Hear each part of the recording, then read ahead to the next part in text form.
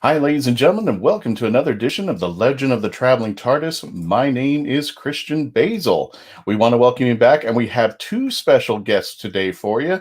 Let me let them introduce themselves there. First of all, we have... The Traveling TARDIS. I'm sorry, Bill, do that again. My apologies there. Hi, I'm Bill Fawcett. Welcome to The Legend of the Traveling TARDIS. And we also have... Hello, I'm Jody Lynn Nye, and welcome to The Legend of the Traveling TARDIS.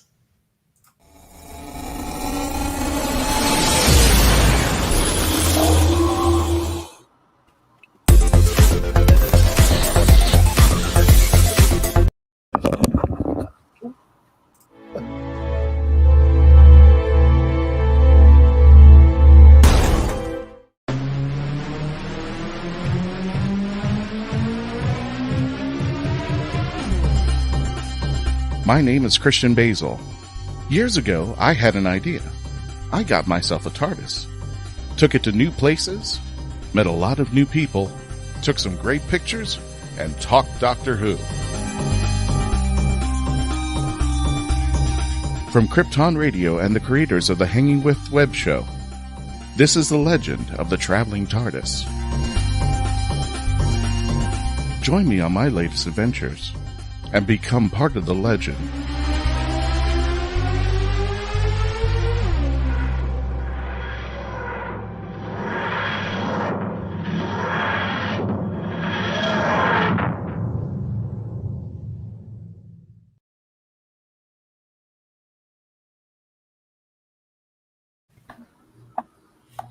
Hey everybody, welcome to the Legend of the Traveling TARDIS. I get to drive today instead of Christian over there. Okay. So basically, in this episode, we have two legendary people from the publishing world. We have Jody Lynn Nye and we have Bill Fawcett, who not only are from our again publishing world, because I'm going to let them explain a little bit more about what they've done. And my lord, the CVs are long, but they're also Whovians. So if in our audience you do not know much about them, I'm going to let Jody go ahead and tell us a little about herself. Well, I have written quite a lot of science fiction and fantasy. I've had over 50 books published and over 170 short stories and more all the time. And I've been a Doctor Who fan since about 1980, when I wandered into my first science fiction convention and said, what is all this? And can you tell me the best of these books to look at? And what is going on here? And I've never looked back. Awesome. How about you, Bill? Well, I got involved. First of all, I became addicted under the Tom Baker years and have been ever since. And Jody and I shared this from the time we met. We're married, by the way. Just so we fill in the audience on the inside jokes. My background is simply, founded a little company called Mayfair Games, ran the role-playing line, did some board games, spent 6 years trying to get a Doctor Who license for the company and never succeeded. The BBC thwarted us at every turn. Since then, I've been an author. I've got about 27 books out, history, mystery, and science fiction. And I've been a book packager. I've been creating series for publishing for about almost 40 years now, over 500 books. Very cool. I wanted to make a quick note about those who are watching us live. You will probably see cats wander in from one screen and wander out of another one. So you can see that they are in fact married, and the kitty cats kind of connect the two, which has kind of been a fun little thing I've been watching. So if you do not know already, I am Melanie Dean. I usually am the director of the show. However, this time I'm going to be hosting. To my left is Christian Basil. How are you doing, Christian? Not bad, but I got to show everybody. Yeah, he's back. He's back. We got it back. We got him back. Oh, look at that. Look at that. Let me. Oh, hers is bigger. Hers is bigger. Hey, it's not the size that matters, it's where it goes. Mine is. Wait a minute, I saw a Tom. Did I see a Tom Baker? Yes, you did. Tom's sticking through there. The fourth I made Doctor's his costume too, because the one that he came with was horrible. Oh. Oh, did you? Oh, you crocheted him a scarf. No, the scarf actually was bought in because I didn't know how to knit at the time. I will shortly be replacing that, but I made the waistcoat and his pants and shirt. Oh, wow. Very nice. And the coat, of course. Oh my Lord. It looks like it literally was something that it was packaged together. That's really cool looking. Sorry. Again, for the people who are listening on the podcast, Jody's we're having a little bit of a show and tell right now of our TARDISes. Christian finally got his Legend of the actual, the one, the only Legend of the Traveling TARDIS back from me. I've had him since March, thanks to a little thing called COVID-19 and quarantining. He had a little visit to the UK where he had a lot of photos. But if you go on the Facebook page and Instagram, you can see some of those photos. However, he is back in the loving hands of Christian Basil. I feel so bad how I got him back, though. There is a bit of a story. Yeah, Mark, there is a bit of a story there. I was actually visiting a friend in Tampa. She actually runs the Gratitude Radio Network, which we're a part of.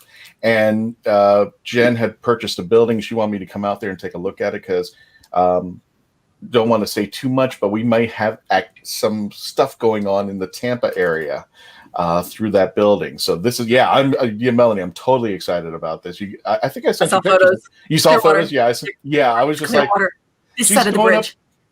She's geeking out. It's like, okay, we're going to do stuff in here. We're going to do stuff in here. And I was like, I was so ready for this. So I was like, okay, so when do you want to start? He goes, well, we still got to put the building together. I'm just like, yeah, it's still a work in process. But here's the thing: the night that I picked this up from Melanie at her house, I was traveling over, and she said, "Are you?"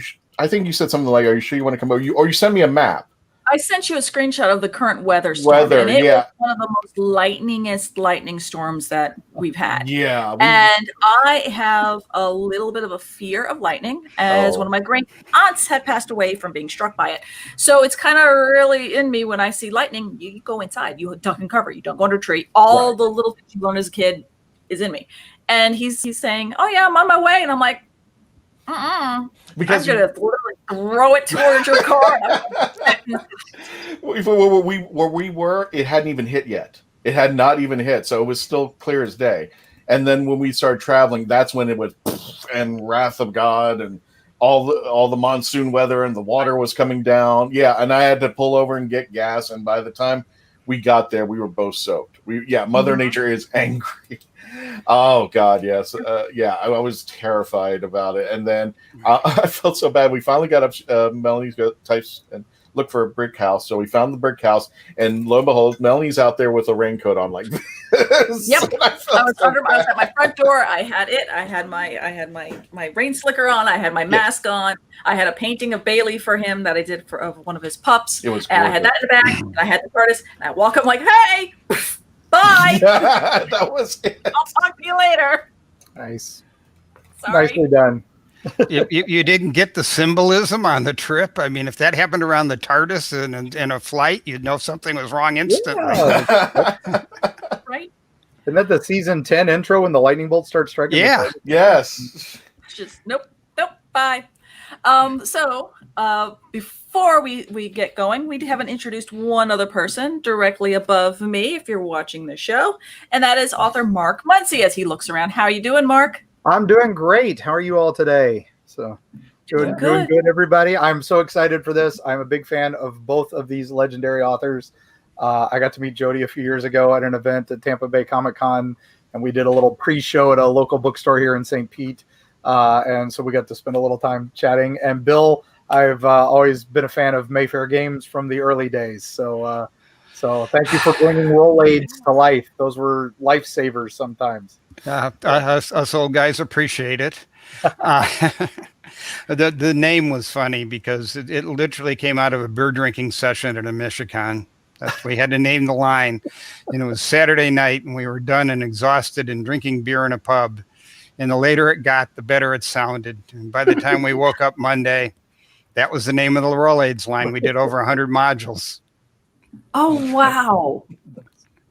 Did you have some of the best, too. So, Mark, I noticed that before our show, you kind of had a little bit of a show and tell. What books did you bring that to kind of show our audience Yeah, one of Jody's that I had her sign at Tampa Bay, well, at the event at the bookstore, pre-Tampa Bay Comic Con, is the Dragon Lover's Guide to Pern that she did with Anne McCaffrey.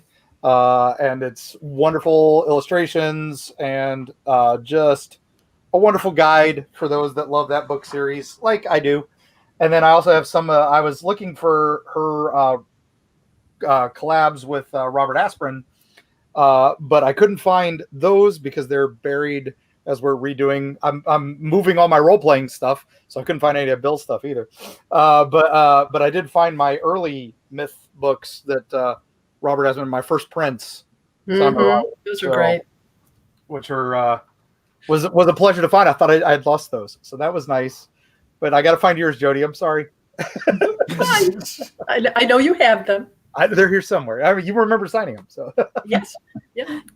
Jody, can you tell me a little bit more about the myth books? Because I know that you do a lot of you kind of, looking at your CV, you do a lot of stuff on your own, but you also do a good wealth of stuff collaboratively with other talented authors and even illustrators. But can you tell me more about the opportunities? I've worked with Anne McCaffrey and Piers Anthony, John Ringo, Travis Taylor, and of course Bob Asprin. I was in college when I read the first of the Myth Adventure series, and they are tremendous fun. The first one was called Another Fine Myth, and it is full of hideous puns, and he's not sorry at all about them, and neither am I. So are all the others. That's true. All of them are full of hideous puns, but that was the introduction to the world.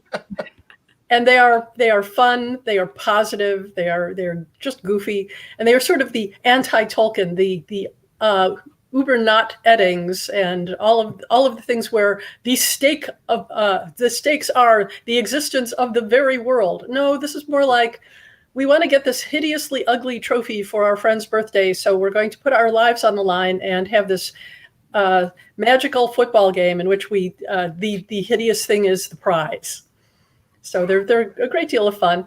Bob wrote the first 12 books, and we started working together because he had some health problems. He had a bout of success, and it freaked him out because he got on the New York Times bestseller list with Fool's Company and it stopped him writing for a while. He needed to sort of ease back in. And Bill, who was one of his best friends, said, "Why don't you and Jody work together? You two write humor." And a lot of people have said that over the years. And the two of us look at each other and said, But we wrote a book that had nothing to do with either of our series. And when we were finished with it, Bob enjoyed the experience so much that he said, "When the time comes, when I am finished with my first 12 books for Donning Starblaze Press, I want you to work on future myth adventures with me." And they're just so much fun. I really love them. We wrote 6 together and 5 together and a collection of short stories. And I've written 2 since he passed away. I'm working on a 3rd one now. So I've been very fortunate, and I have gotten very good responses from people. At first, there was some resistance of me working with Bob, and I pointed out that if they didn't want any Myth Adventures books, then I would stop. Because Bob really wanted me to work with him, but they kind of got over it, and and the response has been very positive since then. And the new title is Ain't Myth Behavin'. We have to keep up with the puns. For those of you that are fans, I'll give you an insight. If you've ever noticed there's quotes at the head of some chapters, there is a pattern to them. It seems random, but in reality, any chapter with Skeeve in it has a quote. If he's not in it, there's no quote. That makes sense. I was about to ask about the quotes at the beginning. They're so fantastic. If no one's read these are incredible. They're like wonderful quotes from historical figures or characters, and then things we wish they said. Wish they'd said, exactly. So I was going to ask Jody, is that where do you come up with some of those? What's the tradition for that? It's a lot of fun. At first, when I was working with Bob, he jealously guarded that to himself. So I only got to do it when he was no longer in the picture. But I watched him in action. He would do things like pick somebody who was doing something like the quote, because they're generally recognizable. Like we're putting the band back together, signed R. Hood. They were never referred to by their full names. They were always an initial and a last name. So that meant that occasionally we had things like the Hun, but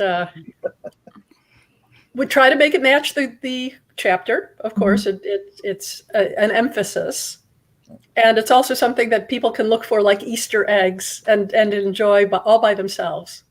Yeah, I got to say that was one of my favorite parts when I found those books.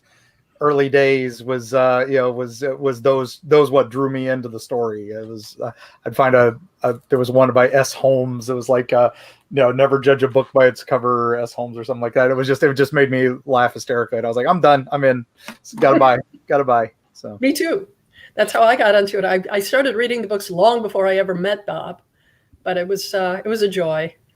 The two of us would get together at Dragon Con. See Bill's shirt? Bill is advertising Dragon Con, which is coming out in a week. And we would get together in the Hyatt restaurant and work on the next plot. And I would type because I was a faster typist than Bob. And the two of us would be laughing like loons. People would go past us trying desperately to hear what we were talking about, but they never could. Wait a minute. You're doing Dragon Con, Bill? What do you do? You're doing Dragon Con online, right? I'm one of the senior directors of Dragon Con. Oh, we're okay. We just okay. Yes, we are. I just looked at 32 panels in a row in a week to get them ready and mark them up and get them ready for the con. We're doing 3 tracks plus Facebook for each of the tracks beyond that. We have 32 tracks plus this nostalgia plus a whole channel of DC TV past and new. Oh my god. So it's free. And Jody? And I'm running my writer's workshop virtually. So that'll be fun on Thursday and Friday. We're doing all we can for the fans because we felt awful. We waited to the last minute, but we just couldn't take any risks, not with our fans. And we're trying to give them as much as we can of everything. There's literally a marketplace from all the vendors, which we've made available. It's free, by the way. You just tune in. You can also do a $10 streaming membership and look at it all for the next year, since we'll probably have about 1,000 hours of programming by the time the dust settles. And the normal year we have about 3,000. And also it'll be free to look at. Just look up Virtual Dragon Con and follow the breadcrumbs.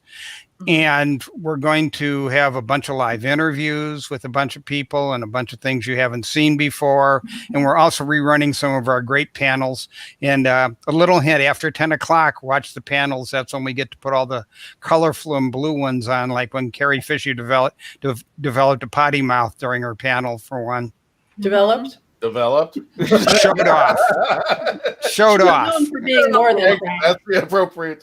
It was colorful. That's actually it's definitely after midnight too when we're going to show it. Okay, I'm going to quickly go ahead and stop us right now because we need to go to a quick commercial break. But on the other end, I have some more questions for both Jody and Bill. So stay tuned.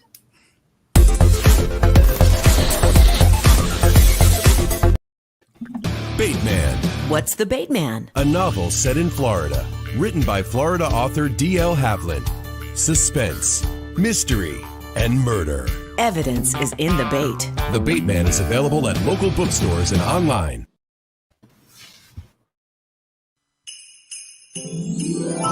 Deborah Parmley's Jenna's Christmas Wish. Santa, if there's one thing I want for Christmas more than anything, it's someone to spend Christmas with. Someone who really wants me to be there. Head to the mountains of East Tennessee with romance author Jenna Hart for a Christmas writer's workshop. Since her mother passed after a long illness, Jenna has had one wish. She doesn't want to spend Christmas alone. Meeting Niccolo Maldini, cover model and actor, could make more than Jenna's Christmas wish come true. Unless Ember, Niccolo's ex-girlfriend, does something crazy to stop them from being together. It's a mountain Christmas romance you won't want to miss in Deborah Parmley's Jenna's Christmas Wish. Now on Amazon.com.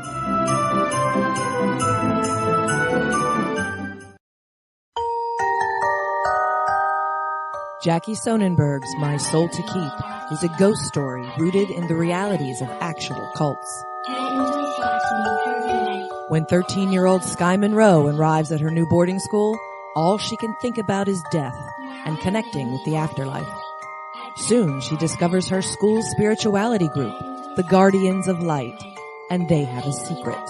They can speak with the dead, and the organization is a cult. But this isn't Sky's only problem. The campus house where Sky resides is haunted, and even the ghosts have an agenda. They intend on getting the souls they want.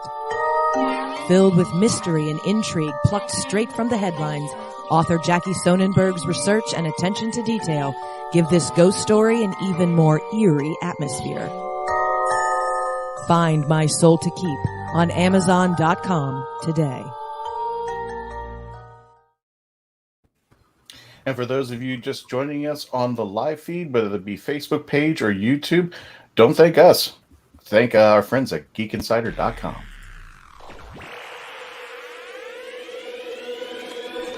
At Geek Insider, we foster relationships with those in the geek sphere so we can give our audience the insider view of entertainment, tech, and more.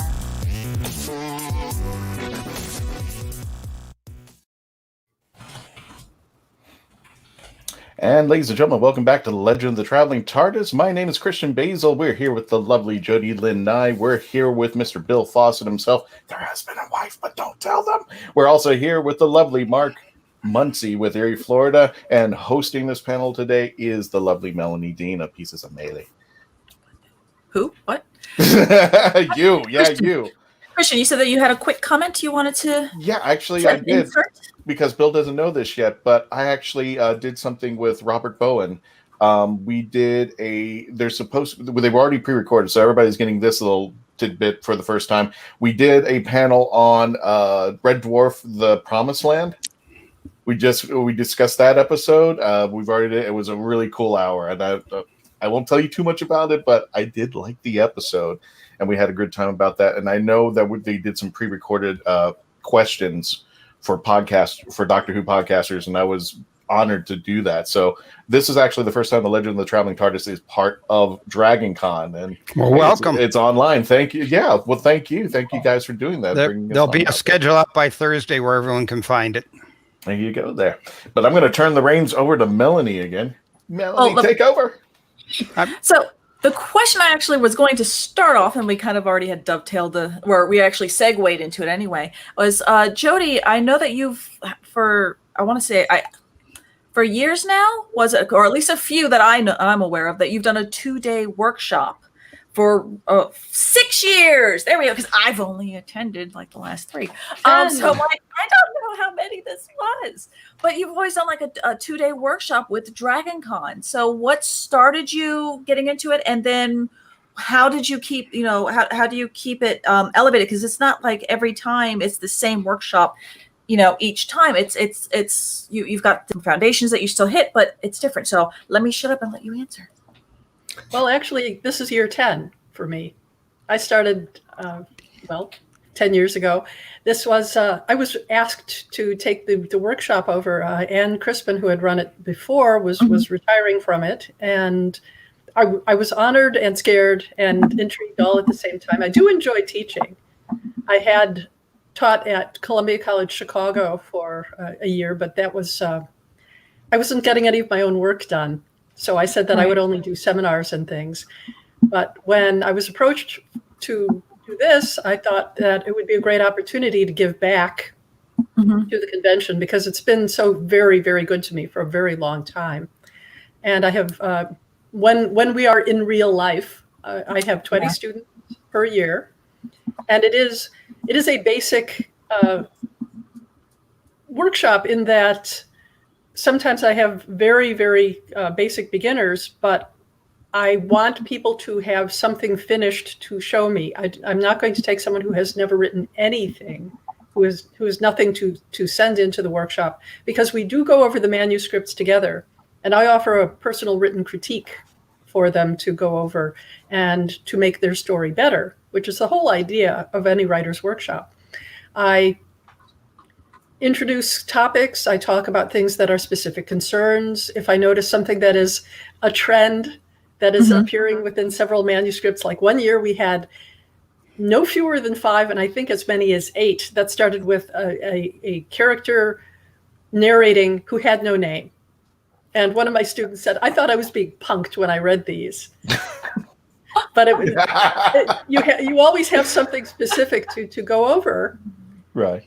And I also invite special guests to come in and speak on their expertise. So this year I'm going to be having Tony Weisskopf, who is the publisher of Baen Books, David B. Koepp, who is a fellow writer and a very experienced and prolific gentleman, and Kevin Grazier, Dr. Kevin Grazier, who is a scientific consultant for television and movies.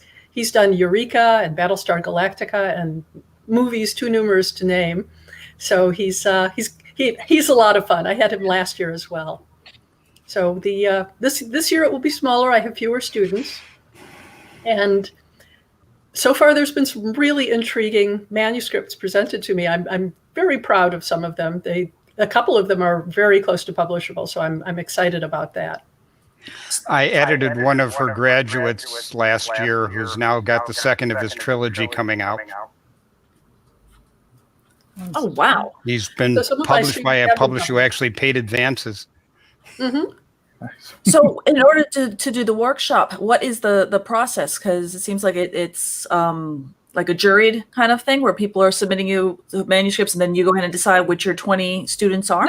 No, it's first come, first served. If they have something that they've finished and they want to participate, if they fit within the parameters, that it's between 2,000 and 7,000 words long. And it doesn't have to be science fiction. One woman sent us the psychological thriller that with a woman who was being mentally abused by her husband. And it was so good, but so harrowing that I said, I hope this is not a real life writing, that you're not drawing on your own experiences. So if you want to submit it, go right ahead. This year I have a lit RPG manuscript, and I have classic fantasy. I have a really interesting thing that is going to be a huge epic fantasy, I can tell. So and steampunk. There are different things. I had one woman send me a superhero story that was really good, but was using copyrighted characters, so it's unpublishable, but it's a good story. And we talk about all of these things. I bring them all sorts of information about the professional behavior, what editors are looking for, things editors hate, and what is changing in the market, because it is changing profoundly. When you do your workshops, if there's one lesson where the teacher goes, if you've learned nothing in this class, here's the one thing I want you to remember what I teach you. What is that one lesson that you would want to make sure that your audience is listening to and saying it's nailed into your brain? I think one of the things I would say to them is, the moment that you send something out, you are a professional. Act like it. Do not nag the editors. Do not flame them online. Do not nag them. Do not try to hand the manuscripts at conventions. That way lies madness and getting the manuscript left behind in a bathroom. But behaving in a professional fashion is often the key to getting accepted where somebody who is just as good as you is badly behaved. And you have no idea how often editors say, I like his work, but I can't work with him. So be professional. Oh, wow. And you laughed at the manuscript, but I go back to the days when you submitted with paper too. And I've sat with editors and we've all exchanged tales of sitting in the John and having a manuscript slid under the door to us. It was not unusual at a bar, in the John, anywhere. You do that once and you never live it down. I'm sorry. Well, the ultimate was Tor Books, where someone back in the days when they were hot paper printer, infrared fax machines, faxed an entire book to them over a weekend, all 300 and some pages, ran them out of papers about page 200. They were furious because they missed all their international transmissions back in the 80s then. They to get even, my editor, which frightened me because she was my editor, took a sheet of paper and put a rejection letter on it and then taped the end and just let it keep running to the return of the phone number. That was my idea. See, Bill, I would actually see you in the stall, and then if somebody did that and go, oh yeah, I ran out of toilet paper. Thanks. Oh, it wouldn't get read. Believe me, you don't want to work with someone who will do that. That's the point I was making. You got to be careful how you approach people. Holy cats. But I want people to try things, and I want them very much never to say no to an opportunity. If I were going to say two things about writing that I've worked with Jody and I've added a lot of others for new writers, I'd say show, not tell, and description. Those are the things you need to bring up to make you more professional. Mm-hmm. And don't send manuscripts unsolicited. I almost would assume. Well, that's called slush piles. Just be patient if you do. Fewer and fewer today. No, actually, fewer and fewer publishers, what we call the bricks and mortar publishers, the legacy publishers like Simon & Schuster and Tor, fewer and fewer of them are accepting stories and books over the transom, unsolicited or unagented. It's a pity, but there are also growing more and more terrific small presses that are a gateway to becoming noticed by the big houses as well. So that's a doorway, and most of them allow unsolicited manuscripts. And many authors' goal is no longer to be at a legacy publisher. They're making too much money doing it independently. And never, because of the cutback by legacy publishers, never has it been more important to network than it is now, to meet young editors and young publishing company heads and things like that for a new writer, because it can make a whole world of difference in your career. And of course, the best place to do that is conventions once we have them again. So I always encourage them to just walk up and talk to them, become a person, and it makes it more likely they'll want to deal with you later or not, depending on who you are. And that's one thing I've noticed. A lot of people that are, at least in the author, the publishing scene, that they don't realize how much a comic convention or that comic conventions aren't just comic books, but like the bigger conventions, or even the smaller ones. There's a big thing, a push on self-published authors and, getting their stories out there. But the bigger conventions have that representation from either the bigger brick and mortar places, like at a larger con, or even the smaller publishers.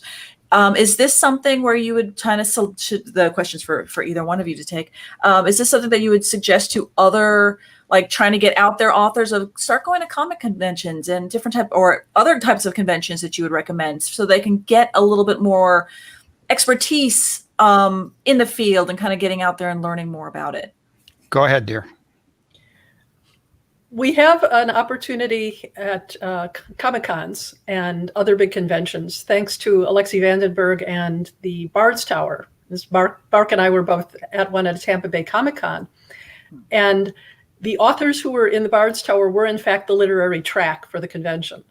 So we some of us, almost every time that there was room for a panel, some of us from the booth were going up to participate in a panel, then they would come back and we would tag team. And we met a lot of up and coming young writers, people who are aspiring to write, who wanted to ask questions of people who had been through the process. And we are always happy to answer those questions. We're always happy to give them the heads up and give them the boost that we were given by our fellow pros back when we were starting out. So it's a good place to get to meet them. If you want to meet literary agents and editors, you probably want to go to regular science fiction conventions or participate in things online. On Facebook, there's a page called the Writer's Coffee House. Every so often, that is being held by Jonathan Mayberry, who is a very experienced and wonderful author. And a nice guy. And a very, very nice man. Nice.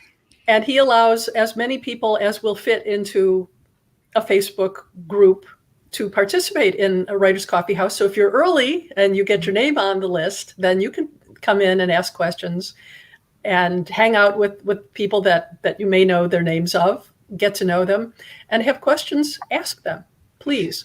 If you're a new writer and you're just starting in the business and you've got a first book, or you just want to get your books out, then if you go to science fiction conventions, as she said, you can meet editors, you can meet other people, you meet the small publishers, very vital to what you're doing. Unless it's large, like a Gen Con or a Dragon Con, though, you're not going to meet people who aren't already reading science fiction or might not have other books they're going to get, because it's the choir. You're preaching to the choir there. If you go to a comic convention, which are 15, 20, 50,000 people, you have an opportunity to make contact with people who haven't seen your books, don't know about you, and aren't always reading all the other science fiction books. There's about 7,000 a year being published now, literally. And so it's a new market. You can't just do it, but once you've got your books out there, it's a great place to expand into new readers. It's been very good for Jody. It's very good for all the people who do things like Bard's Tower or appear at them. And some are just beginning to discover this and appear at them to push their books. Comic-Cons also offer tables for sale to anybody who wants them. So indie authors frequently band together and buy a table for the weekend. And some people buy their own table to sit at and get to know readers. If you can interest them in the cover of your book as they go by, they might stop and ask a question. And the more people that you are exposed to, the more likely you are to gain readers.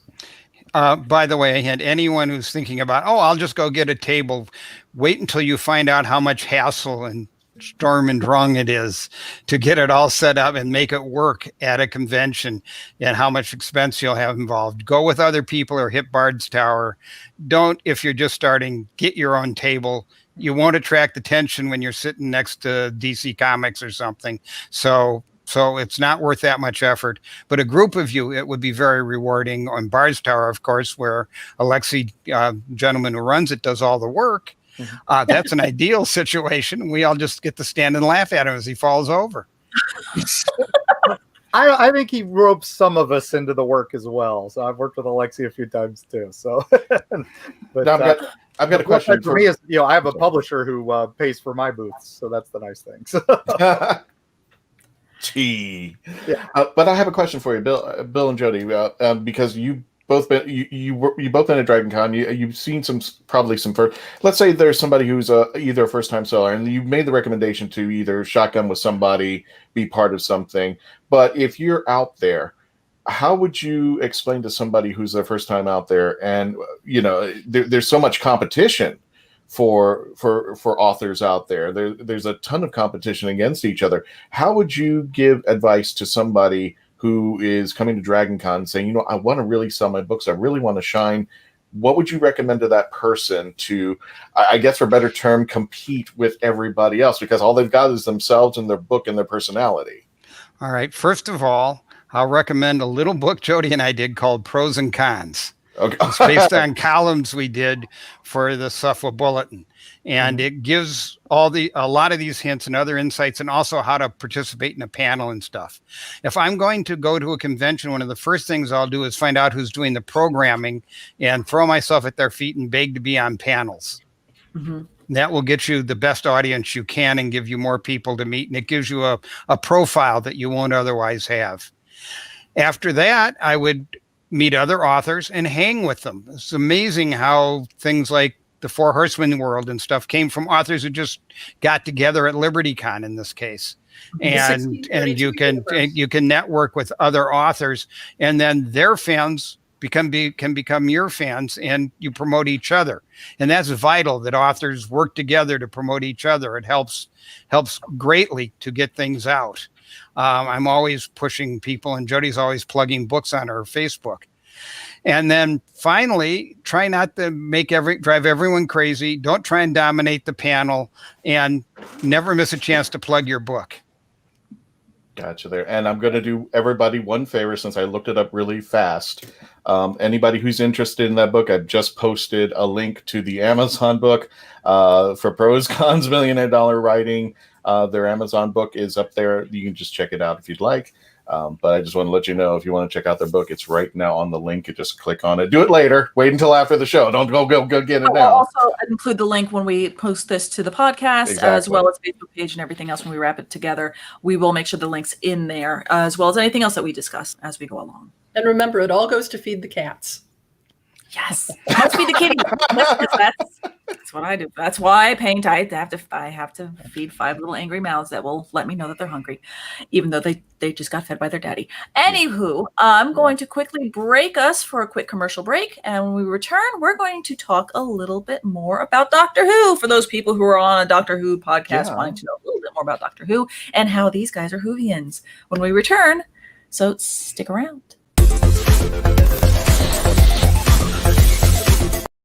Hi, I'm Claudia Christian with some exciting updates in the Sinclair Method world.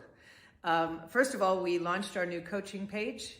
It's yoursinclairmethod.com, so you can go there and book a session with one of our fabulous coaches. You can also reach that page by visiting c3foundation.org. It's at the top of the landing page of the website. The second piece of news is Journeys is out. Woohoo!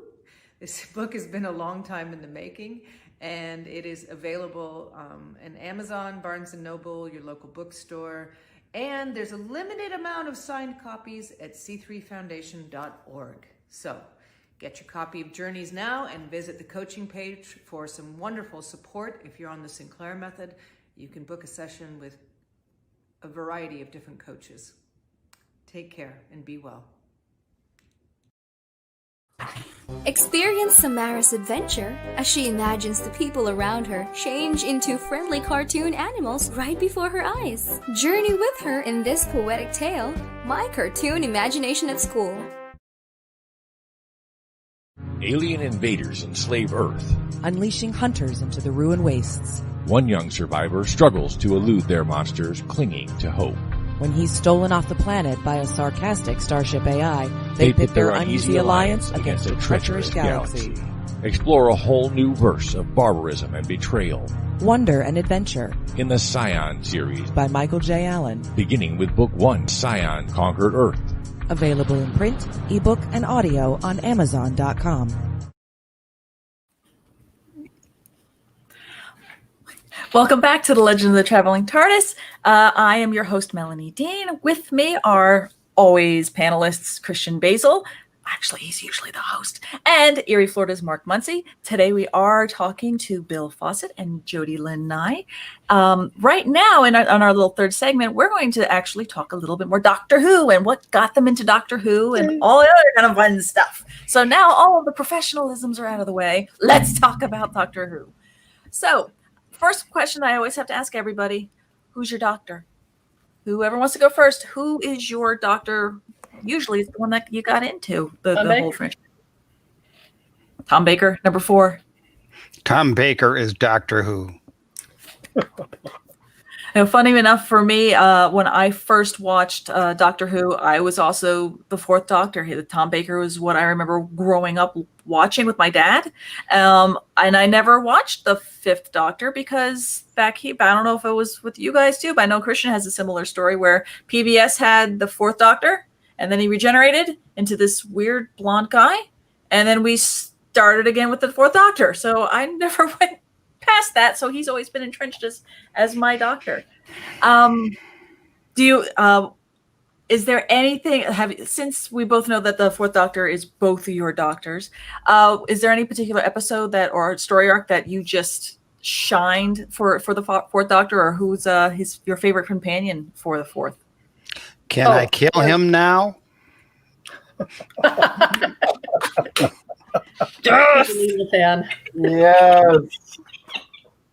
Yes. It is without question my favorite line, and it recurs regularly. And she looked great in the outfit too. Yep, definitely my favorite too. Sarah Jane Smith forever.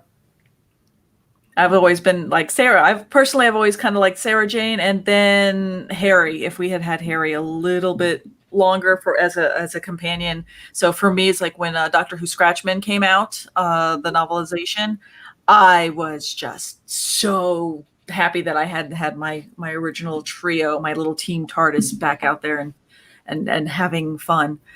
I bet nobody ever says Aldrich. I think Christian probably would. Christian, you're muted, darling. That's probably why. I'm just sitting here. Although I'm There's seeing my Leela girl. right There's there. my girl. Yeah. Mark is showing an autograph photo of Leela. Yeah. Louise. No, just keep that up for the rest of the show. I'll be I'll funny. keep it there, that's better, right? Yeah. So. Hey, that was. I've got Brigadier right here too. That's my companion. So that's Yeah. Also a delightful man. Was Tom your first doctor, or that was the doctor that is your favorite? Do you have a first? Is it both? Well, is he both first and when favorite? when I started watching them, they were on PBS stations in Rockford, Illinois, which was 90 miles west of us. Mm-hmm. And my friend Barbara, who lived in DuPage, close to DuPage County, I think she was actually, I'm not sure if she was actually in it, but she was close enough to pick up the broadcast signal for it. It was not currently on the Chicago signals. So she taped them for me. I was getting John Pertwee episodes first, and I thought he was terrific. But when Tom Baker appeared on the scene, of course, in Robot, I was charmed. He's so delightful. And of course, that magical chocolate voice of his. Yeah. He was so funny and so full of life that I just fell in love with him. How could you not? No, but usually somebody's first regeneration's a little bit wonky, but you accepted Tom Baker as the new Doctor. Yes, I had no problem with him at all. I liked the fact that he was so lively about it, and he was so playful. And the ears, what do you say to the ears then? Yeah, exactly. Especially when he's walking around with the Viking suit on. That was cute. He's going through his little costume changes there. Mm-hmm. Or when, in the Loch Ness Monster one, when he was wearing a tam and a kilt. Yeah. That was, yes. Yeah, Bill. I started with Pertwee, but he is, if Pertwee is class and British, Baker is style in the most human of the doctors in many ways too. And that, I think when they made the transition, I was sold by the end of Robots too. I mean, I just went, I like this guy. I want him for my uncle. You know, I want to travel with him. I wouldn't want to travel with Pertwee. He was hard on people. Baker cared. And it was a different doctor, and I thought it was wonderful. And I never stopped watching after that till they took it off the air. Yeah. The long dark night of the soul. Yeah. So we know that Tom Baker is how you got into Doctor. Well, actually, I take this back. We know Pertwee's how you got into it. Tom Baker entrenched you.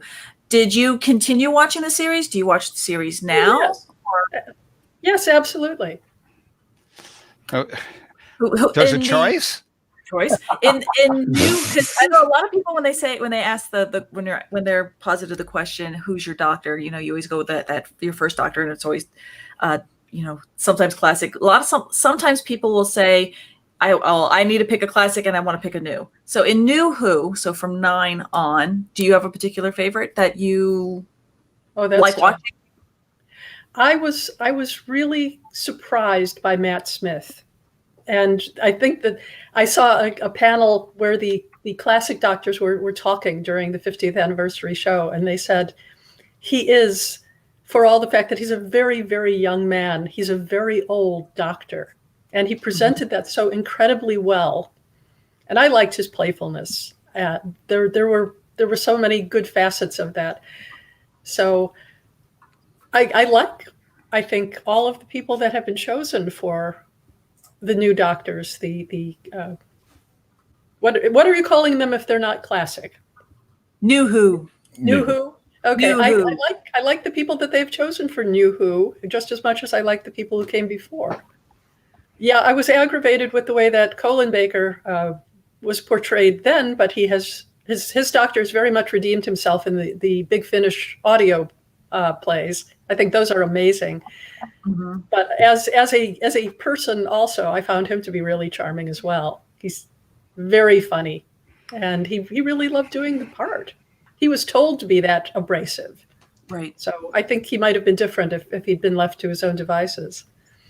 Oh, absolutely. We actually have done quite a few reviews just on where we've either reviewed Big Finish audios of the Sixth Doctor or just Big Finish in general.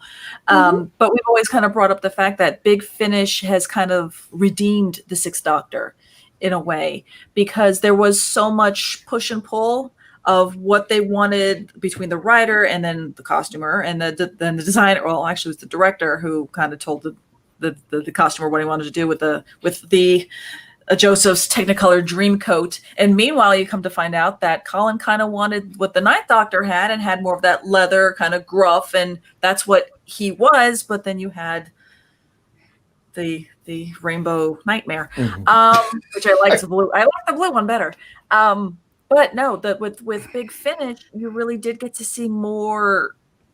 He evolved. It almost felt like you got to see more of what Colin wanted to bring to the Doctor and what could have been. I guess that would be the better way to kind of say it.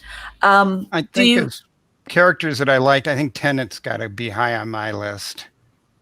And I wish the scripts had allowed Capaldi to show what he could do and show a greater range than they ever gave him, because he had the potential to be my favorite of the New Who. But they didn't give him the opportunity to sell himself to the audience with the scripts he got. Absolutely agree. For me, I kind of felt that with Capaldi's run, his last season, I think allowed him to be, or just, I'll give him even beforehand with the war speech for the Christian, the name of the episode with the Zygon invasion, where we got to see a little bit more of Capaldi. Really, we got to see him a little more angry and more passionate and more. Just more. There was more meat for him, I think, as an actor, for him to really kind of chew on and have fun. But I think once they got rid of Clara, and he had two different companions, I think we got to see a little bit more of Capaldi, and it's that wish there was more. And by the way, super nice guy. Last time he was at Dragon Con, took him back to his room. They put him in his room. They said, "Good night. You're safe now." He went out and hit every party and spent an hour at the Who Ball. Didn't miss a thing. Yeah, he barely made his morning panel, but he was up half the night. And he said he tried to hit every party in his hotel, and he was in the Marriott. So it was impressive. He loves being with fans. He's just such an effusive, nice guy. I mean, dinner with him was a dream. I'm sorry.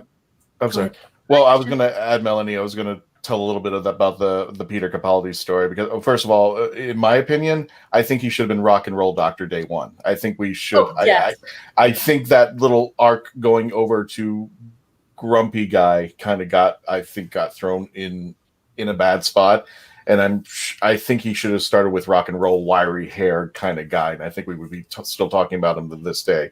But Bill, you were talking about what a super fan that Peter Capaldi is to the fans. I just want to show you this picture. I took a picture of him in the Traveling TARDIS, and he asked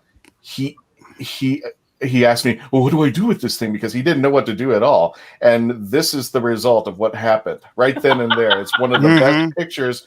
For those of you, I apologize. For those of you who are listening to the radio show, just go to the travelingtardis.com. The Facebook page for the Traveling TARDIS. It's in the profile picture. I'll even put it up as soon as we get this episode comes out. But he got mad at me because I started walking away. He goes, "What are you doing?" And I go, "I'm done. I'll take the TARDIS." He goes, No. And he insisted that I take a picture with him. So he pulled me back into the photo op, and the photo op people went nuts. They were like, what's going on here? What's going on? He would not let me go until he took a second photo with me and him together. So when I talk about Peter Capaldi, when I say he's a fan of the fans, that's who he is. He's a wonderful guy. Everyone at the con loved him, but the company that was charging you to get your picture taken with the big names, because there were 500 pictures out that night them posing at every party. I'm in an anthology of essays called Chicks Dig Time Lords, and Lynn Thomas, who is the editor of that. Oh, you have a copy? Yay! No. Kat Sullivan. She's a friend. She's a friend of mine. Yep. Yes. Kathy Sullivan is a terrific lady. She's just so much fun. But he posed with the book in the TARDIS control room, and somewhere I have a copy of that photo. And it was just a terrific moment for all of us when that came back across the water. Oh, wow. So I will find it someday. I will post it for you. I was like, wait, do you have it? Can you show it?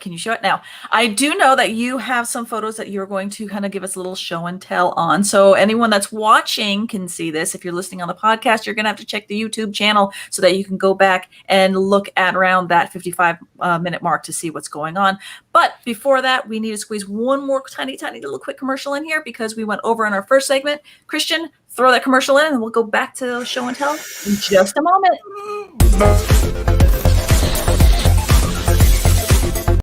Famous Faces and Funnies in Melbourne, Florida is leading the way in pop culture fun. From comic books and graphic novels to Funko Pops and collector's items, Famous Faces and Funnies has it all. Rick Shea and the professional team at Famous Faces and Funnies are friendly and knowledgeable. Whether you're looking for toys, props, collector treasures, or a new comic book, Famous Faces and Funnies is your one-stop shop. To find Famous Faces and Funnies on Facebook and Twitter, just type at FFF Comics.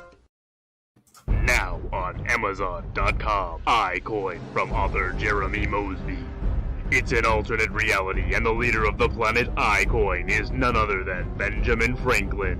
When corrupt officials threaten not only iCoin but the Earth as well, an unlikely chosen one, Jeremy, must face dark foes to save the Earth and iCoin alike. Author Jeremy Mosby takes readers on a superhero's adventure through this compelling and imaginative alternate universe. Get iCoin on Amazon.com today. You have more options than ever before when choosing a film, a television or internet series, a book to curl up with, or even a radio show or podcast. Get to know the people who are creating for you. The Hangin' With Web Show, hosted by award-winning author and journalist G.W. Pomacher, is the internet's fastest-growing web talk show series. The Hangin' With Web Show features professional, yet casual, in-depth interviews with creative arts and entertainment pros.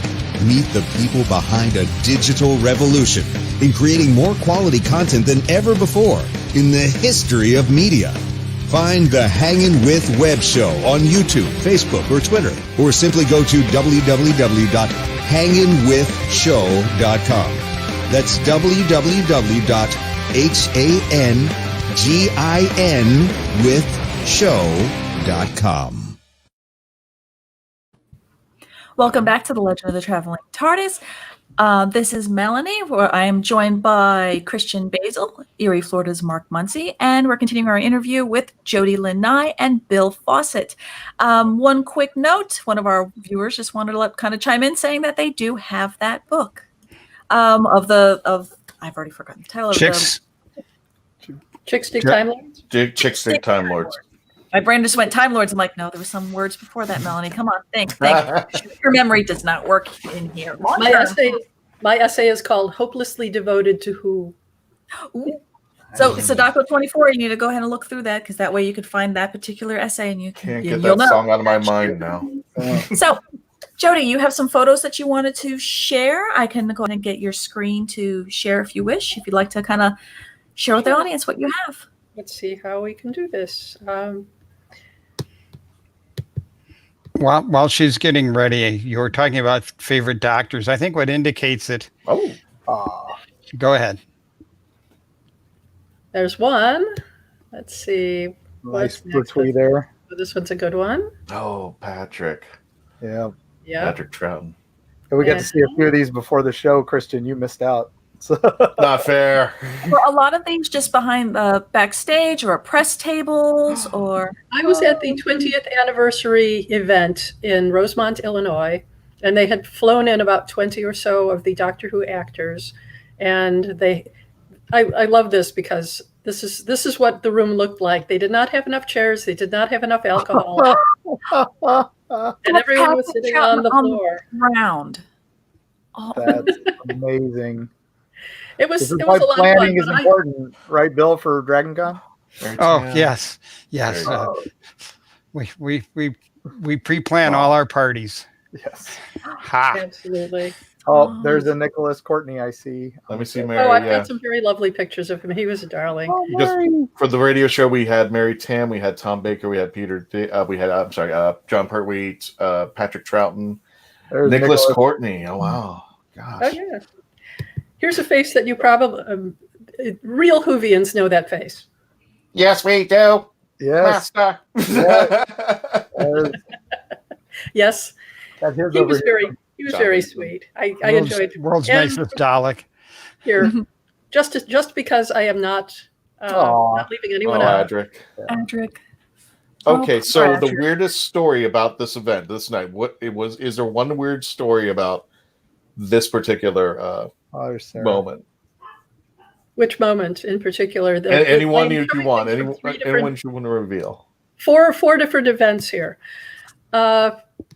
Okay. Let's see. How about that? Well, that at the picture? 20th anniversary event, Mm-hmm. they had 4 of the doctors there. And at the time, Tom Baker was still a little cross about having been shifted out because this was 1983. Oh. And he, the other 3 doctors did events together, and he did separate events. 1 year later, John Pertwee and Elizabeth Sladen came to Chicago they were invited guests at a convention, but they came to WLUW at Loyola University in Chicago, where I had just graduated from. So I drove them there, hung out with them as they were being interviewed on the radio. Mm-hmm. And in 2 different places, on the stage in what used to be a movie palace that was next door to the campus, and at the radio station itself. And Elizabeth was there by herself, but John was there with his wife. This is Inga, who is the mother of Sean Pertwee, whom you have probably seen in the Brother Codfile adventures. And she's a lovely, lovely person. I was about to go to Great Britain for the first time, and she gave me advice on places that I should visit and shop in. So these were terrific opportunities. At the time that I was taking these photos, my boyfriend was doing video interviews. No. My boyfriend We weren't going to say anything there. We're having a little technical difficulties here, so I think I will retire the screen and go but back. I think that's Harry Sullivan, right? That's yes, lovely man that he was. So he did video interviews. I was his still photographer. I do not know what became of the videos that he took, but I still have all the still photos. Wonderful. So I got to meet all of these wonderful people. So we have albums carefully packed and wrapped that we've retained through 4 moves. Wow. Do you still have the negatives? I do. Excellent. Those are packed in its own little secret thing that's going into a safety deposit box just to be on the safe side. Still look at cat-proof closet. My TARDIS closet. No, nothing's cat-proof. We know that. Nothing is cat-proof. Come on. Nothing is cat-proof. Steel. What I was going to say before is you ask about how you can indicate who you think's the finest their favorite doctor, and you'll be able to determine at the end of the great episode when, for 12 seconds, the curator of the museum appears, and it's Tom Baker, and both of us actually cheered in our living room. It was like, this is so right. Unfortunately, I just looked up at the time and was like, no, but we have to start wrapping up the show. But before we do, I want to make sure that you have some ample time to go ahead and say what projects you're working on, what possibly might be going on this weekend for our listeners on the podcast, would be going on right now, for the live viewers this coming weekend. So, Jody, what's on your docket? What do everybody listening need to know? Well, for the next 24 hours, I am getting ready for my writer's workshop, which begins bright and early at 9 a.m. on Thursday. Excuse me. I have pre-recorded, I think, 5 panels and a reading. So check the schedule. We had a lot of fun. I participated in a character match game for the fantasy literature track, and that was huge fun. We got to play one of our characters.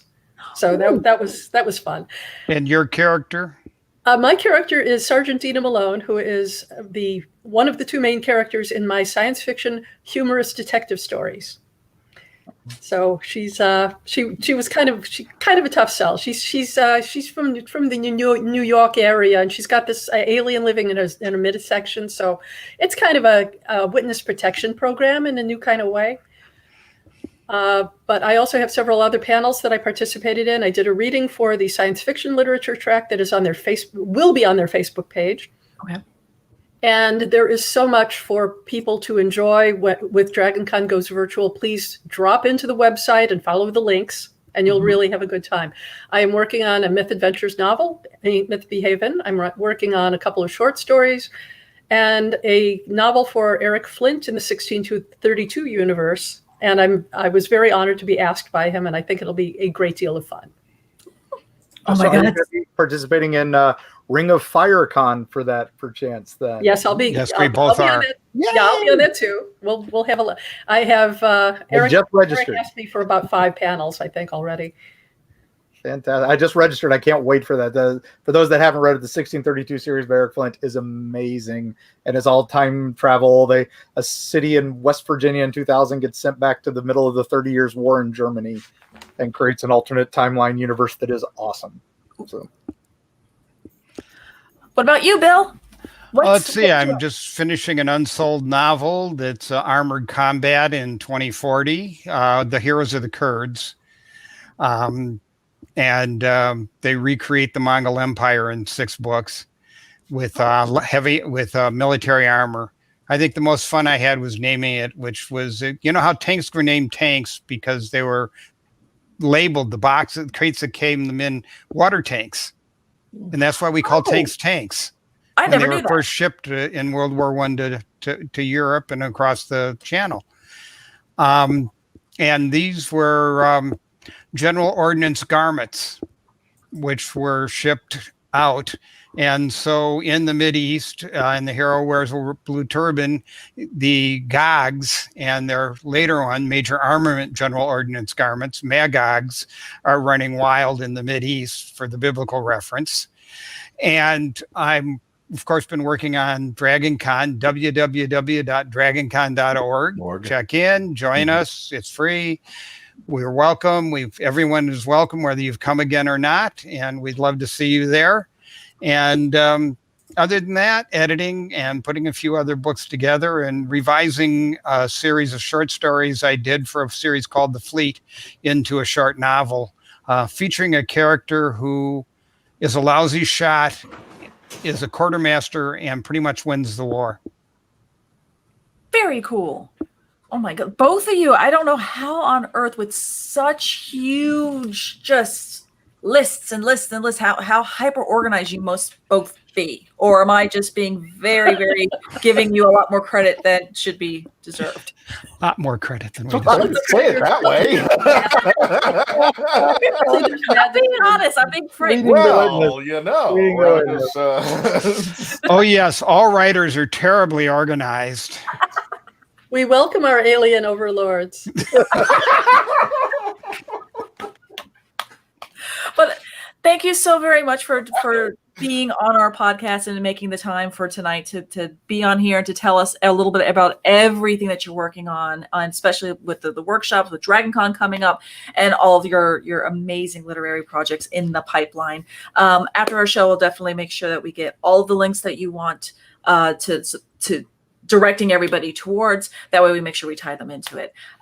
Thank you, Mark Muncy from Erie, Florida, for joining me. Thank you, Christian Basil, the usual host of The Legend of the Traveling TARDIS, until I, Melanie Dean of Paces of Melee, decided to steal this from him so we can kind of co-opt StreamYard. So thank you once again, everybody, for listening in. We really appreciate your time, and thank you for being part of The Legend.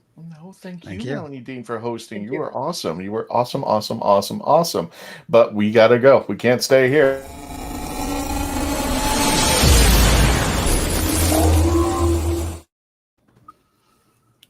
And there, folks, thank you. Where is it? Okay, there we go. Now we are on the after party. That was the end of the audio version. Now, Jody and Bill, if you want to stick around, we're still recording, just for folks who may have had questions or things that they want to bring up were able to bring up to the show. Oh, I thought this was when we did the smutty parts. We could. We're still family operated. Doctor 24 tried to Audrey. I'm gonna embarrass myself with that. When I said Bill Fawcett, I've heard that name, Bill Fawcett, and then I just saw you into the play because Alexi didn't mention you at all. I was just like, oh, Bill's here, and I was just like, why is that name? And then I was like, oh, wait a minute, I'll look it up. Oh, there you go. So let me hit my head against this TARDIS. A lot of years in the business to get. Yeah, I didn't put two to two together because it's the first time we've met. Mm-hmm. So I was just like, wow, well, hello. Okay. Yeah, and I was like, well, we're participating in DragonCon too because I'm doing I did the Red Dwarf panel pre-recorded.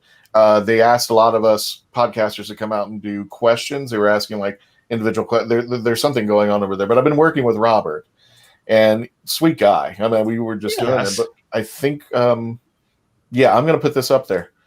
Yay, Melanie! Great job. Absolutely. So yeah, gang, if you have any questions for these two, please do. And if you need to go for it. We normally just do this little discussion.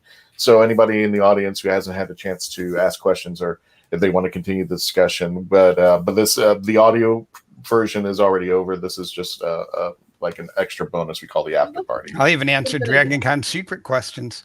What's that? So, okay. Well, I was just going to quickly make the comment of just for everything that you've put into Dragon Con, thank you, because I'm very, very thankful, but I'm also very happy to see from a business standpoint, because my background is actually marketing. It's my kind of like the full-time job that pays the mortgage, to see businesses that are agile, to know, okay, well, we can't have it because of COVID. We can't do it this way. How do we go ahead and still reach our audience, still maintain something? Maybe won't be able to have the revenue that we are going to hopefully get that we wanted to, but we can still have our ROI either in social media metrics or something like that. So thank you to you and your team for thinking outside the box for a con. That's not person to person. Well, I'll give you a few insights into that. We've been working on if we have to do a virtual since early May, even though we didn't make the decision until early July. Mm-hmm. We tried. We wanted so bad. Yeah. And so did all of our attendees. And I will accept 2,700 and something of the thanks, because that's how many volunteers we have. I'm a volunteer too. That's all. We're all volunteers. And without every one of them, it wouldn't work. We had 85,000 people there last year. Mm-hmm. And it also wouldn't work if they weren't such good people. Yeah. I mean, they are really great people. The group just has a community, and it's amazing. APD loves us because we contrast wonderfully with about everything except the ministers' conference for problems and arrests. We have like none hardly. And, when they get the college, there's a college game always the same weekend, and they managed to outdo us at the police department a lot. Yeah. Right. Oh my God! Yeah, it's a fun competition. Who's going to send how many people to jail tonight? Woo! We got less. I've got to tip a hat at the people who run the senior people that own and run Dragon Con, because they've been putting money aside from profits every year and not taking it out and building up a war fund, so that if this kind of thing had ever happened, or we'd had some other major use, since we become successful in the last years and profitable, that a good portion of that money is put away for the con. There's just a few employees who are needed to maintain something of this size. In the office. We have an office that we have open, and none of them are overpaid. Ask them. And we basically put the money back into the community, along with our charity donation, which was, I think, $150,000 last year. Well, I'm hoping very substantial. Wow. We also the convention also gives more blood than I think anybody else in the Southeast. We are the volunteers again, right? Always, yeah. Well, we drive them in with cattle prods, but they give. And last year there was about 2,700 units. And that's about double. They run out of vampires, and the line gets very, very long. That's what I've been calling the phlebotomists, and some of them really enjoy that. The biggest problem is people have to lead the line because they have to be somewhere, because it can take a while. The wonderful patient people often wait over an hour just to give their blood. We're double anything else in the Southeast. But that's our community. It's a giving community, a supportive community. Well, I like this format because I think other conventions are probably going to be looking at this, because one of the things that is kind of, I wouldn't say a negative thing in the respect of it, but 4 days out of the year, and that's it. And that's all you get. But with now the online conventions, and especially, I love that Dragon Con was a convention that said, we're going to take a chance on this. I totally appreciate that. Why does the convention have to end just at 4 nights when it can continue online? We don't have to go anywhere. We can commute. We can talk about anything that's updated, and then the convention just continues to run.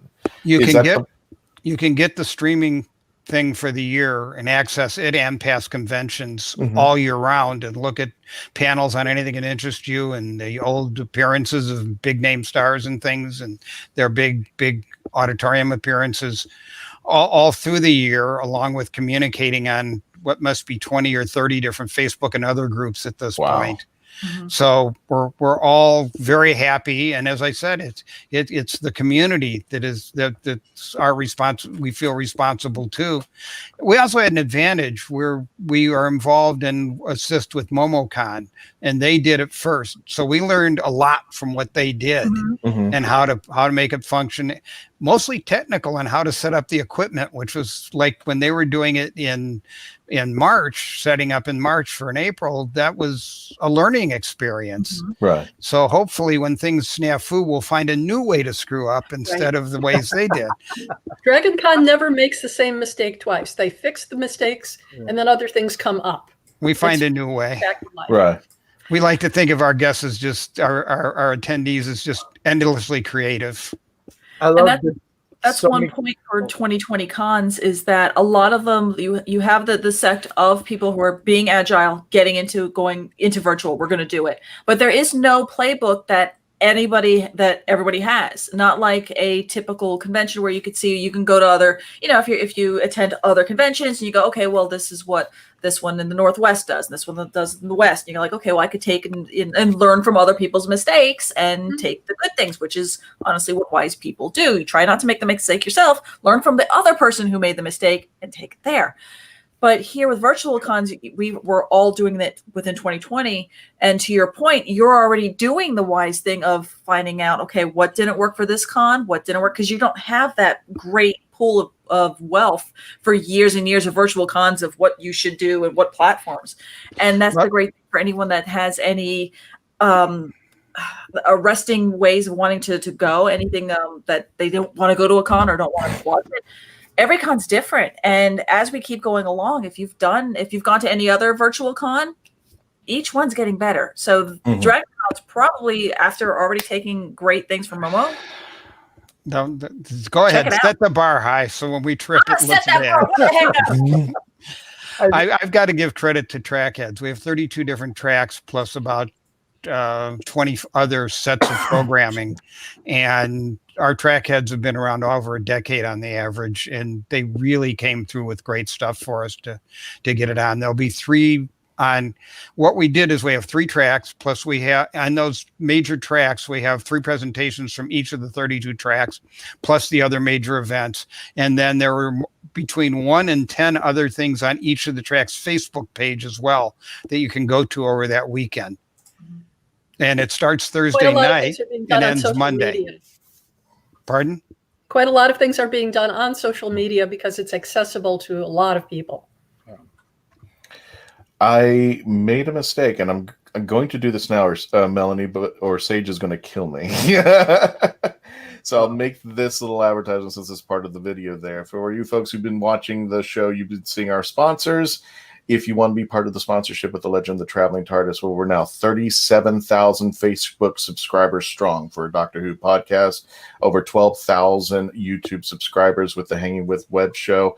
If you want, we invite you to be part of the Legend. Please email Sage at thehangingwithshow.com or myself at Christian at The Hanging With Show, or we can get talk to you about our special packages and rates there. Sorry, Bill. I forgot to make that plug into the regular show, but what I say, make the plug. Do your plug. I teach that. You got it. How many Facebook users are we now at? You don't We're need to be at precise. 37,000 subscribers strong at this moment. If you really want the accurate number, here it comes. 37,192 and growing. Ever since we went online, we've raised 5,000 subscribers. This platform has been amazing as far as getting our name out there, and a lot of it. I don't know if Bill, if you've seen our previous episodes, we were talking. We had Sylvester McCoy. He was just our last episode. Terry Malloy. We've had Annette Badland. We've had Yi Cho. We've had Nick Briggs on twice. We've had Katie Manning on twice with Tim Treloar, who does the voice of the Third Doctor in Big Finish. So we've had a lot of experience recently this year. Christian, face it, you're now a destination. Yeah, I know. Let's make it a destination. He's still got imposter syndrome, so we'll get him there. We'll get him there. You got to tell me what that is one day, because I keep hearing that from Brian K. Morris, and everybody's mentioning imposter syndrome. You don't feel like it's real. You don't feel like you've hit a success point. I mean, like I said, when Erie hit the bestseller list, I was the first from our publisher to ever do that. So they flipped out. They started putting me at cons and stuff like that, and they've never done that. These, History Press, all they print is, Battle of Ulusty and things like that, and family histories and histories of small towns. So they flipped out. And I still, I go to cons and all this, and I've got a line a mile long, and I'm like, wait, the guy from Ghost Adventures is right there. The guy from Bigfoot Hunters is right there. Why are you waiting to see me? Right. That's imposter syndrome. You don't realize, you've got a following. You've done it, and you got to get over that, man. I've still got it a little bit. So many authors get it. Oh yeah, authors are the worst at it, right? I mean, you guys, of course. I mean, and at Bill with Mayfair, I mean, and Gen Con for years, I remember the lines were always miles long for you guys, and I was always like, wow, how do I get up to the front? Gen Con, you remember me because I was the auctioneer for a decade, right? Yeah, that was, oh my gosh, those days. Oh yeah, it was smaller then. Yeah. Well, I'll tell you. You're talking about publishing and games and all these things that I'm in my 70s and I still wake up wondering what I'm going to do when I have to go get a real job. It doesn't fade. It just continues. It's just it's a grown-up version of the math test nightmare. When are they going to discover I'm faking it and I'm playing around in my hobby and make me go work? I actually have a true life story of imposter syndrome. Everybody of a certain age in science fiction has a Harlan Ellison story, and this one is mine because he was always very nice to me. But I was at a convention. There were only 7 authors there besides him and Neil Gaiman, who were off doing paneling. They didn't know what to do with us, really. So they put us at a table in the middle of the hallway. And mostly we were being ignored because this was very early on before they actually had tracks for literature. And we chatted for a bit, and I said, sometimes I feel like, this is all, it should, why am I here? Why would anybody want to talk to me? And he said, I'll tell you how long ago this was by what he said. He said, I'm 57 years old. And I keep thinking that every day someone is going to come into my house and take away everything I have because they'll find out I've been faking it all these years. Nice. So he was incredibly generous about that and sensitive to the fact that I was going through what he had been going through for years and years and years. And it doesn't ever quite go away, because if it does, then you probably stop being effective because you're starting to believe your own press releases. But it was very kind of him to actually think about that. And to calm a very new, trembling young writer. He was really nice about that. And what did he say as he walked by you going down the aisle? Oh, he was picking on everybody as he came to them and saying, "Oh yeah, you again." And Max Allen Collins was on one side of me and Mort Castle was on the other. And he came up and he pointed at Max and said, "Do you realize just by sitting next to this man, you're going to lose your reputation? Hi, Max. How are you doing?" The two of them chatted. And then he came along, yes, and stabbed his finger at my nameplate and said, "Good writer, but I like your individual books a lot more than I like your collaborations." Oh, my God. Wow. He's read not one thing of mine, but several things of mine. So that's how we got into the conversation. Yeah, that's incredible. So, wow. He yelled at me like some guy asked me to write something for him, and he yelled at me for saying, "Well, what are you going to pay him for that? He's a professional writer. You pay. He gets paid for this. Money flows to the writer." Yeah, exactly. And then the guy who was like, "I just wanted him to write, this little thing." He's like, "Yeah, he's not doing that unless you're paying him." And that's when I looked at him. He's like, "Yeah, if you're a professional, you get paid." And that was the writer. Mm-hmm. That was amazing to me. That floored me. A little young me too, just floored by that. And it's like, oh man, Harlan Ellison, holy crud. So, No, he was out there to defend us. He was our crusader. Harlan was a super nice guy, except when he wasn't. Yeah. And we all loved him, but it was like the brother who occasionally annoys the heck out of you. the weird uncle. His greatest story is the time when he got drafted, which he told us at a dinner one time. And he says, they put us all in this long line and these people were going along and they're doing this and that. And this young, obnoxious lieutenant type is pushing us all through and being very gruff and everything. And he puts an arm on my shoulder and shoves me. So I turned around and punched him in the nose. Harlan took nothing. Yeah. And the sergeant runs up and the lieutenant goes, I want him court-martialed. Harlan says, and he said he was going to court-martial me. And then the sergeant come up and said, you can't, he's not in the military yet. Well, then I want him arrested. Then he'll have a felony and we can't draft him.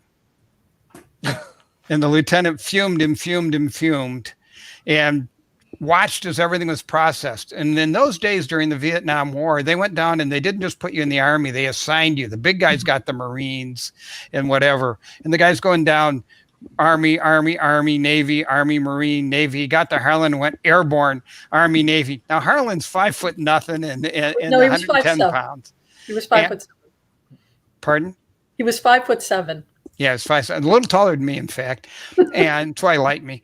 And they put him in the paratroops. And Jody, you can tell what happened there. Oh, because he was one of the few people who could read in his unit, they called him the professor. He would take his typewriter on a board and sit in one of the toilet stalls and he would type stories out. So he was actually making money while he was in the military because he always had to write no matter where he was. He was one of the kind of people who could sit in a shop window and type and it wouldn't disturb him. He was that concentrating. But he made a lot of money writing stories, but he also wrote letters home for a lot of the kids who actually couldn't read. It was not required. Oh, wow. But he was, yeah, all 5'7" of them, all 120 pounds. And he made it. He passed paratroop training. He did. got his wings. How the heck did he carry all this gear for a paratrooper? The paratrooper gear itself is going to be 60 to 80 pounds. Harlan was stubborn. Good He Lord. also put on a lot of muscle. He put on a And lot he of was muscle. wiry. He put a lot of muscle on you in the training too. And he said he spent the next 3 years wanting to run across that lieutenant, but he never did. Oh, damn. Once he had his wings. That would have been good. And 6 guys the size of a horse that were going to help him. So Jody, I saw the announcement for Ring of FireCon just before I logged in for this, and I saw your name on it, and I had no idea that you were writing for it. I'm so excited. Eric did me the honor of asking me to join the group, so I'm very happy to do that. And for people out there, I want to point out, this is also the 1632 and Ring of Fire and Grantville Gazette is a possibility for young writers who want to try something. If you think that you want to write something for the Grantville Gazette, you want to write something that is set in the Ring of Fire universe, give it a try. He has actually hired people from the slush pile. Yep. They aren't accepting unsolicited anymore, really. No, stories for the Grantville Gazette. But stories for the Grantville Gazette, anybody can submit. And once Not you have books. got to be known in that, you can be considered.